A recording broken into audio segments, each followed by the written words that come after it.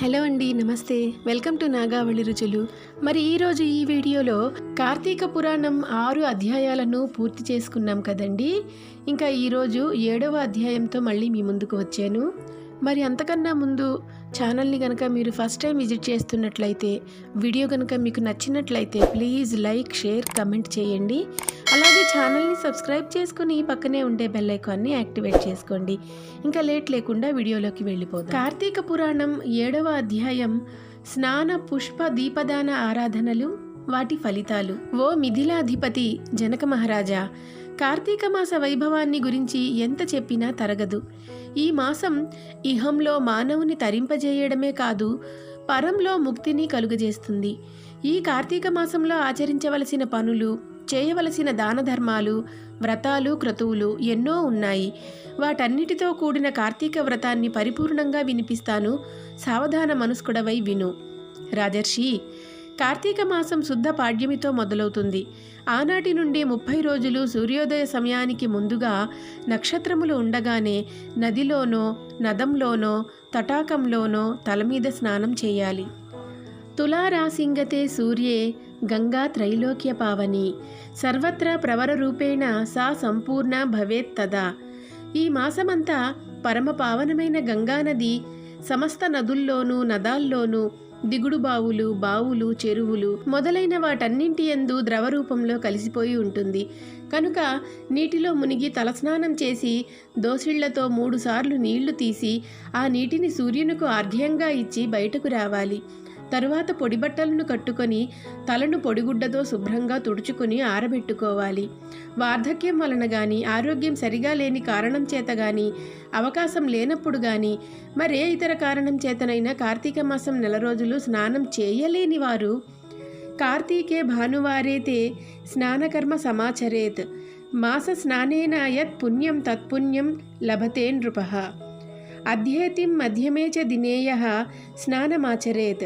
మాస స్నానఫలం తేన లభ్యతే మాత్రాన సంశయః. రాజా, 4 రోజులు చేయలేని సమయంలో కార్తీక మాసంలోని ఆదివారం నాడు గాని, శుక్ల పాడ్యమి నాడు గాని, పూర్ణిమ నాడు గాని పైన చెప్పిన దేని ఎందైనా స్నానం చేస్తే ఆ మాసమంతా స్నానం చేసిన పుణ్యఫలితం తప్పక లభిస్తుందనడంలో ఎటువంటి సందేహమూ లేదు. స్నానం చేసిన తరువాత ఇష్టదైవం యొక్క ఆలయంలోనో, హరిహరుల ఆలయంలోనో దేనిలోనో ఒక దానిలోకి వెళ్ళాలి. గోపుర ద్వారం దగ్గర కానీ, స్వామివారి ముందు కానీ దీపారాధన చేయాలి. ఆ తరువాత ఆవు నేతితో కానీ, ఎవరికీ అందుబాటులో ఏ నూనె ఉంటే దానితో కానీ పిండి ప్రమిదతో దీపాన్ని వెలిగించి దానిని దక్షిణ తాంబూలాదులతో భక్తి శ్రద్ధలతోనూ ఒక సద్బ్రాహ్మణునికి దానం ఇవ్వాలి. సర్వజ్ఞాన ప్రదం దీపం సర్వ సంపత్ శుభావహం, దీపదానం ప్రదాస్యామి శాంతిరస్తు సదా మమ. అన్ని విధములైన జ్ఞానాన్ని, సమస్త సంపదలను ప్రసాదించే దీపదానాన్ని చేస్తున్నాను. దీని వలన నాకు నిరంతరం సుఖము, శాంతి కలుగుగాక అని చెప్పుకుంటూ దీపదానం చేయాలి. భగవంతుణ్ణి భక్తి శ్రద్ధలతో ఆరాధించాలి. విష్ణుమూర్తిని కమలాలతో అర్చించిన వారింట్లో కమలాసనులైన శ్రీ మహాలక్ష్మి స్థిర నివాసం ఉంటుంది. తులసి దళాలతోనూ, జాజిపూలతోనూ పూజించేవారు జనన మరణాలతో కూడిన సంసార చక్రం నుండి విముక్తిని పొందుతారు. సదాశివుడిని మారేడు దళాలతో ఆరాధించేవారు ముక్తిని పొంది తరించుతారు. పూలు, పండ్లను దానం చేసేవారి పాపాలు సూర్యరశ్మికి చీకట్లు పటాపంచలైనట్లు పటాపంచలైపోతాయి. కార్తీక మాసంలో జపతపాలు, హోమాలు చేసేవారి పితృదేవతలు తరిస్తారు. దేవాలయంలో భగవంతుని సమీపంలో మామిడి తోరణాలు కట్టి సాలగ్రామాన్ని అర్చించిన వారికి ఉత్తమ గతులు లభిస్తాయి. ఈ కార్తీక మాసంలో దేవాలయంలోని దేవతామూర్తికి భక్తి శ్రద్ధలతో దండ ప్రణామాలు చేసిన వారికి అశ్వమేధ యాగం చేసిన ఫలితం లభిస్తుంది.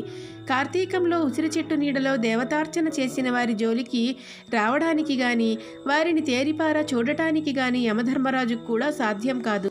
కార్తీక మాసంలో సాలగ్రామాలని తులసీ దళాలతో పూజ చేసిన వారు ధన్యులై తరిస్తారు.